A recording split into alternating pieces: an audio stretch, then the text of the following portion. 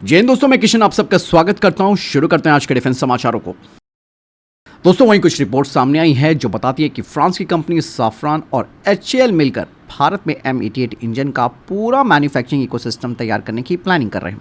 इसका मतलब बिल्कुल ये साफ है कि अब इंजन असेंबल नहीं होगा भारत में, बल्कि इंजन के हर पार्ट जो कि इंपॉर्टेंट होते हैं, जैसे कि टरबाइन ब्लेड, कंप्रेसर डिस्क और हाई टेम्परेचर सुपर एलॉय, सब भारत में बनेंगे। और सबसे बड़ी बात दोस्तों पता क्या है यहाँ पे, वो ये है कि भारत को उन हॉट सेक्शन टेक्नोलॉजी पर काम करने का मौका मिलेगा जिन्हें दुनिया की सबसे सीक्रेट एरोस्पेस तकनीकों में गिना जाता है।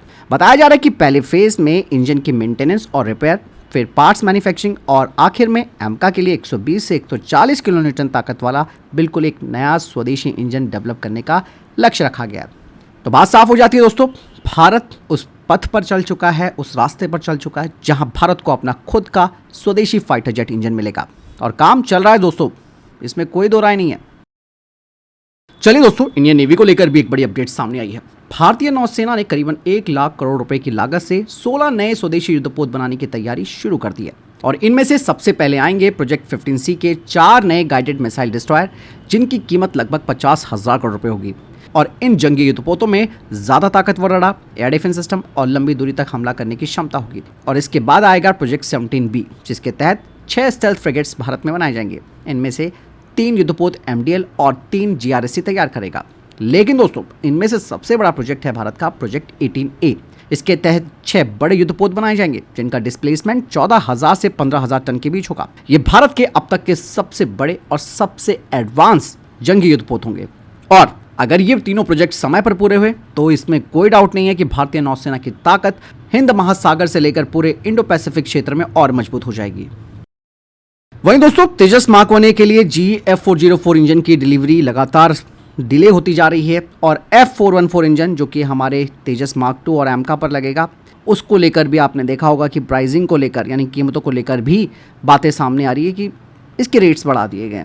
अब पूरी तरीके से भारत एक ट्रैप में फंस चुका है, क्योंकि इसकी वजह से हमारे फाइटर जेट्स प्रोजेक्ट की जो रफ्तार है वो धीमी पड़ गई है। लेकिन ऐसे में हमारा भरोसेमंद साथी रशिया सामने आ रहा है और उन्होंने साफ तौर पर कह दिया कि भैया अब तो आप Su-57 स्टेल्थ फाइटर जेट की तरफ आगे बढ़ो। रशिया पूरा दावा कर रहा है कि ये एयरक्राफ्ट HAL के साथ भारत में ही बनाया जा सकता है और भारतीय रडार, एविनिक्स और भारतीय मिसाइलों को भी इसमें जोड़ा जा सकता है। अब आप ये मान के चलो दोस्तों, ये बात दोस्तों आप मान के चलो, अगर भारत इस प्रोजेक्ट पर आगे बढ़ता है तो भारत को बहुत जल्द ही एक 5वीं पीढ़ी का स्टेल्थ फाइटर जेट मिल जाएगा। खास करके ऐसे वक्त में जब चाइना के पास J-20 और J-35 जैसे स्टेल्थ फाइटर जेट आ रहे हैं। दूसरी तरफ एक कॉमन सवाल हमेशा से सामने खड़ा रहता है कि भैया क्या Su-57 पूरी तरह स्टेल्थ फाइटर जेट है? क्या इंजन और रखरखाव पर हम भरोसा कर सकते हैं? और एक और सवाल ये भी आता है कि भाई क्या AMCA प्रोग्राम पर इसका असर पड़ सकता है? फिलहाल भारत सरकार ने ऑफिशियली तौर पर Su-57 खरीदने पर कोई ऑफिशियल फैसला नहीं किया है। यहाँ पर अब देखने वाली बात तो ये भी है, क्या हमें इसी तरीके से डिले का सामना करना पड़ेगा या फिर हमें तुरंत फैसला लेकर 5th जनरेशन के फाइटर जेट की तरफ आगे बढ़ना होगा। और हम सबको मालूम है कि AMCA फाइटर जेट इसे आने में 10 साल से ज़्यादा का वक्त लगेगा। ऐसे में वन स्टॉप सॉल्यूशन है Su-57 को लेना, जो कि भारत की तत्काल 5th जनरेशन स्टेल्थ जरूरतों को पूरा कर सकता है। फिलहाल आपको क्या लगता है, कमेंट सेक्शन में लिखकर जरूर बताएगा। वहीं दोस्तों, अस्त्र मार्क 3 को लेकर भी एक अपडेट सामने आई है। बताया जा रहा है कि अस्त्र मार्क 3 जो कि भारत की पहली very long range air to air missile होगी, इसकी सबसे बड़ी ताकत होगी सॉलिड फ्यूल डक्टेड रैमजेट यानी कि SFDR इंजन, जो कि फ्लाइट यानी कि उड़ान के दौरान लगातार इसे ताकत देता है, जिससे कि ये मिसाइल आखिरी तक तेज रहती है और लक्ष्य के बच निकलने की संभावना काफ़ी कम हो जाती है। मैं आपको बता दूं कि अस्त्र मार्क 3 की तुलना अक्सर यूरोप की मीटियोर मिसाइल से की जाती है। फिलहाल अभी इस मिसाइल को बड़े पैमाने पर बनाने में समय लगेगा, जिसका मतलब है कि इस मिसाइल को कई तरीके के उड़ान परीक्षण, सीकर टेस्ट, डेटा लिंक और यूजर ट्रायल्स पूरे करने होंगे। इसीलिए बड़ी संख्या में तैनात की दशक के अंत या फिर 2030 की शुरुआती वर्षों में हो सकती है और तब तक भारतीय वायुसेना अस्त्र मार्क 2 और मीटियोर जैसी लंबी दूरी की मिसाइलों का इस्तेमाल करती रहेगी। तो बात साफ हो जाती है दोस्तों, भारत अस्त्र मार्क 3 पर काम कर रहा है। भारत की अपनी खुद की ये स्वदेशी लंबी दूरी की एयर टू एयर मिसाइल होगी, जो कि हमारी विदेशी निर्भरता को कम करेगी। बढ़ते नेक्स्ट अपडेट की तरफ, जो कि अस्त्र मार्क 2 मिसाइल को लेकर आ रही है। कुछ रिपोर्ट्स बताती हैं कि इंडियन एयरफोर्स जल्द ही DRDO की अस्त्र मार्क 2 मिसाइल के 160 किलोमीटर रेंज वाले वेरिएंट का ऑर्डर देने की तैयारी कर रही है। इस मिसाइल में डुअल पल्स रॉकेट मोटर और एक्टिव रडार सीकर होगा। जिससे कि ये लंबी दूरी पर भी तेज और सटीक हमला कर सकती है। और यहाँ पर दोस्तों डीआरडीओ पहले से ही 200 से 220 किलोमीटर रेंज वाली और भी बेहतर अस्त्र मार्क 2 के वेरिएंट पर काम कर रहा है। प्लानिंग ये है कि पहले 160 किलोमीटर वाला वेरिएंट इंडियन एयरफोर्स में शामिल किया जाए और बाद में उसी प्रोडक्शन लाइन पर लंबी दूरी वाला नया वेरिएंट भी तैयार किया जाए। ये मिसाइल हमारे Su-30 MKI, रफाल और तेजस जैसे फाइटर जेट्स में डिप्लॉय की जाएगी, जिससे कि इंडियन एयरफोर्स की BVR क्षमता नई लेवल पर पहुंच जाएगी। इसके अलावा मिनिस्ट्री ऑफ डिफेंस ने एक नया ड्रोन सिक्योरिटी फ्रेमवर्क तैयार किया है, जिसका मकसद है मिलिट्री ड्रोन्स में चाइनीज पार्ट्स पर निर्भरता को कम करना और उन्हें साइबर हमलों से सुरक्षित करना।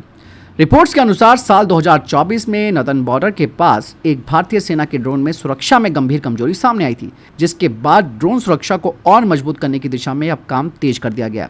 अब ये जो मिनिस्ट्री ऑफ डिफेंस का दोस्तों नया फ्रेमवर्क है, इसके तहत हर ड्रोन में लगे flight controller, GPS, sensor, communication module और सॉफ्टवेयर की कड़ी जांच और सरकारी सर्टिफिकेशन यहाँ पर इनको लेना होगा।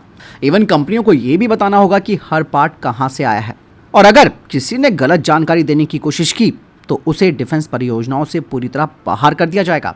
भारत का लॉन्ग टर्म टारगेट ये है कि भारत अपने मिलिट्री ड्रोन्स के लिए ज़्यादा से ज़्यादा स्वदेशी और सुरक्षित तकनीक डेवलप करना चाहता है, और अगर ये स्ट्रैटेजी लागू हुई तो भारतीय सेना के ड्रोन साइबर और इलेक्ट्रॉनिक हमलों के खिलाफ पहले से कहीं ज़्यादा मजबूत हो सकते हैं और भारत की सुरक्षा के साथ भी कोई कॉम्प्रोमाइज नहीं हो पाएगा। इवन दोस्तों यहाँ पर एक और बड़ी अपडेट है अस्त्र मार्क 2 मिसाइल को लेकर, वो ये है कि भारत की ये जो खुद की स्वदेशी मिसाइल है, इसका प्रोडक्शन अब भारत की प्राइवेट सेक्टर की कंपनियां भी कर सकती है। इवन यहाँ पर रक्षा मंत्रालय जल्द ही अस्त्र मार्क 2 मिसाइल के प्रोडक्शन के लिए प्राइवेट सेक्टर की कंपनियों से प्रस्ताव मांगेगा। अब तक आप सबको मालूम है कि इस तरीके के मिसाइलों का प्रोडक्शन BDL करती थी, लेकिन नई पॉलिसी का उद्देश्य है प्रोडक्शन की रफ्तार बढ़ाना और भविष्य की जरूरतों को पूरा करना। बताया जा रहा है कि टाटा, महिंद्रा, भारत फोर्ज, आईकॉम और अडानी डिफेंस जैसी कंपनियां इस प्रोग्राम का हिस्सा बन सकती है। साथ ही गवर्नमेंट का भी ये मानना है कि भाई आज की जंग में बड़ी संख्या में मिसाइलों का भंडार होना बेहद जरूरी है, इसीलिए सिर्फ एक कंपनी पर निर्भर रहने की बजाय कई कंपनियों को शामिल किया जाना चाहिए। यहाँ पर दोस्तों नया डेवलपमेंट कम प्रोडक्शन पार्टनर व्यवस्था के तहत प्राइवेट सेक्टर की कंपनियां मिसाइल ही नहीं बल्कि DRDO के साथ मिलकर उसके डेवलपमेंट और परीक्षण में भी भाग लेंगी। फिलहाल दोस्तों इस योजना के लिए ऑफिशियली RFP अभी जारी होना बाकी है, और अगर ये लागू होता है तो भारत की मिसाइल निर्माण क्षमता में एक बड़ा चेंज आएगा। फिलहाल आपको क्या लगता है, क्या वाकई में प्राइवेट सेक्टर की कंपनियों का इस क्षेत्र में आना सही है? कमेंट्स में अपनी राय जरूर दीजिएगा। वहीं दूसरी तरफ DRDO ने अपना नया MPA-UV यानी कि man portable autonomous under water vehicle पेश किया।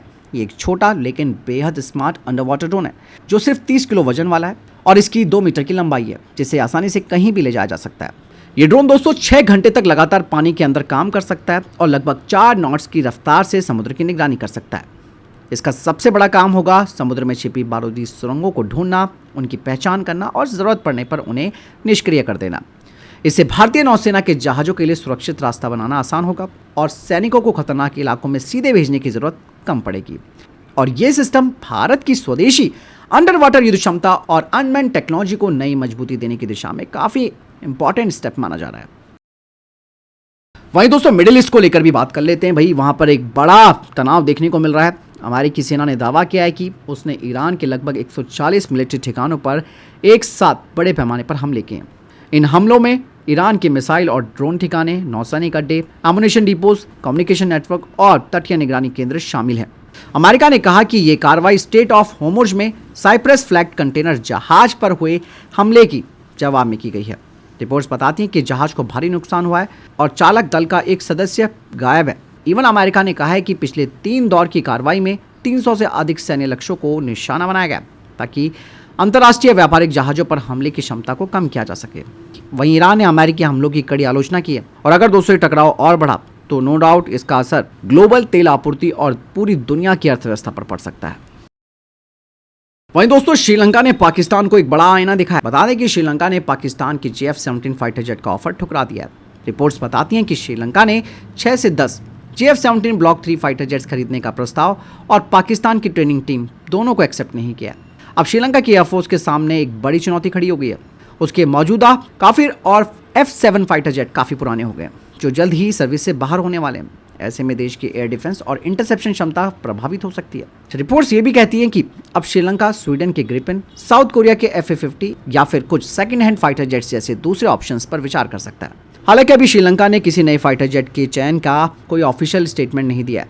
बताया जा रहा है कि अगर उन्होंने नया विमान नहीं चुना तो श्रीलंका की एयर पावर काफ़ी कम हो सकती है। ऐसे में दोस्तों यहाँ पर ये भी ऑप्शन आता है कि अगर भारत का तेजस मार्क 1 का प्रोडक्शन अच्छी तरीके से आगे बढ़ रहा होता तो हमारे पास ऑप्शन था कि हम श्रीलंका को ही तेजस भेज देते, लेकिन क्या करें। वहीं दोस्तों कुछ रिपोर्ट्स बताती हैं कि तुर्की अपने S-400 को किसी खाड़ी देश यानी कि GCC के सदस्य को बेचने पर विचार कर रहा है। ऐसा इसलिए क्योंकि S-400 खरीदने के बाद आप सबको मालूम है कि तुर्की को F-35 प्रोग्राम से बाहर कर दिया गया था और उस पर कारसा प्रतिबंध भी लगा दिए गए थे। इंटरेस्टिंग बात तो यह है कि तुर्की ने आज तक S-400 को पूरी तरह ऑपरेशनल नहीं किया है। बताया जा रहा है कि अगर तुर्की अपना S-400 बेचने में सफल होता है तो तुर्की को फिर से अमेरिका के F-35 प्रोग्राम में वापस जोड़ा जा सकता है और नाटो के साथ वो अपने रिश्ते मजबूत कर सकता है। हालांकि इस डील के लिए रशिया की मंजूरी लेना ज़रूरी होगा क्योंकि S-400 को बिना रशिया की अनुमति से किसी दूसरे देश को नहीं बेचा जा सकता है। अब सबसे बड़ा सवाल यहाँ पर ये आता है, क्या S-400 बेचने के बाद, पहले तो बेचना इतना आसान नहीं है, अगर बिक भी जाता है तो क्या तुर्की को दोबारा F-35 मिलेगा? ये फैसला आने वाले समय में अमेरिका और उसकी कांग्रेस तय करेगी। वहीं दोस्तों अमेरिका ने अपनी नई MRIC एयर डिफेंस सिस्टम का पहली बार सफल परीक्षण किया। गुआम में हुए एक्सरसाइज के दौरान US मरीन्स ने इस सिस्टम से एक हवाई लक्ष्य को सफलतापूर्वक मार गिराया। MRIC का मतलब है दोस्तों यहाँ पर मीडियम रेंज इंटरसेप्ट कैपेबिलिटी। बता दें कि इसके जरिए अब US मरीन्स को लगभग 40 से 50 किलोमीटर तक दूरी पर आने वाले ड्रोन्स, फाइटर जेट्स और क्रूज मिसाइलों से सुरक्षा मिलेगी। इस सिस्टम में नेवी की बेहद भरोसेमंद ESSM यानी कि इवॉल्व्ड सी स्पैरो मिसाइल का इस्तेमाल किया गया है, जिसकी रफ्तार मैक 4 से ज़्यादा है। MRIC को मॉडर्न रडार और कमांड नेटवर्क से भी जोड़ा गया है, जिससे कि ये दूसरे एयर डिफेंस सिस्टम के साथ मिलकर काम कर सकता है। आपको बता दें कि इंडो पैसिफिक में बढ़ते हुए खतरे और खासकर कि चाइना की मिसाइल और ड्रोन क्षमता को देखते हुए MRIC को US मरीन्स के लिए एक बड़ा गेम चेंजर माना जा रहा है। इसके अलावा ऑस्ट्रेलिया ने दोस्तों पहली बार जमीन से लॉन्च की गई SM-2 मिसाइल से एक क्रूज मिसाइल को सफलतापूर्वक मार गिराया। ये परीक्षण एक्सरसाइज टाइफन स्ट्राइक 2026 के दौरान वुमेरा टेस्ट रेंज में किया गया। आपको बता दें कि इस सिस्टम में ऑस्ट्रेलिया का मॉडर्न CEA रडार, अमेरिका का एजिस वेपन सिस्टम और SM-2 इंटरसेप्टर मिसाइल एक साथ काम करते हैं। पहले SM-2 मिसाइल सिर्फ युद्धपोतों से लॉन्च होती थी, लेकिन अब इसे मोबाइल ग्राउंड लॉन्चर से भी दागा जा सकता है, जिसका मतलब यह है कि भविष्य में ऑस्ट्रेलिया अपने एयरबेस, बंदरगाह और मिलिट्री ठिकानों को क्रूज मिसाइलों से बेहतर सुरक्षा दे सकता है। और इंडो पैसिफिक में बढ़ते हुए टेंशन को देखते हुए ये परीक्षण ऑस्ट्रेलिया और अमेरिका की रक्षा साझेदारी को और मजबूत बनाने वाला एक बड़ा स्टेप माना जा रहा है। वहीं दूसरी तरफ फ्रांस ने अपनी सेना में एक नई FPV अटैक ड्रोन यूनिट शामिल की है, जो भविष्य की जंग का तरीका बदल सकती है।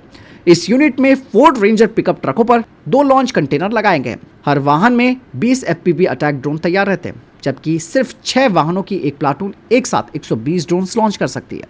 ये ड्रोन टैंक, बख्तरबंद गाड़ियां, air defence systems, command post और दूसरे महत्वपूर्ण ठिकानों पर बेहद सटीक हमला कर सकते हैं।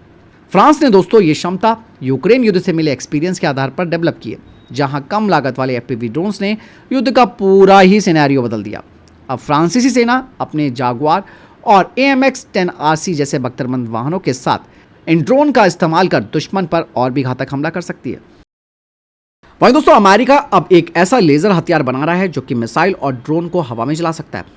बता दें कि लॉकहीड मार्टिन को नया 500 kilowatt joint laser weapon system यानी कि JLWS डेवलप करने का बड़ा कॉन्ट्रैक्ट मिला है। शुरुआत में यह सिस्टम 150 किलोवाट क्षमता से शुरू होगा और बाद में इसे 500 किलोवाट तक अपग्रेड किया जाएगा।